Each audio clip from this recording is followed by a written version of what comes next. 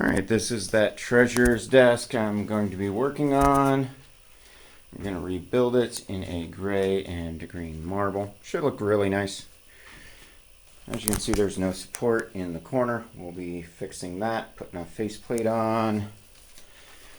Got the filing cabinets underneath. We'll secure those a little better, and the top will be solid.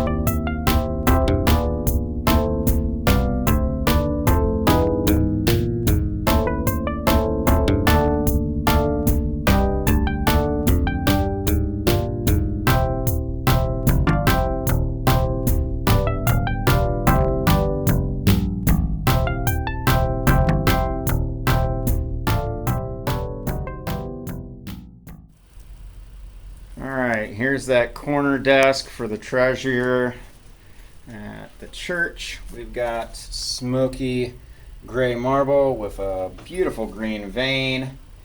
And big shout out to 6 Points here for letting me do this. Let me know your thoughts.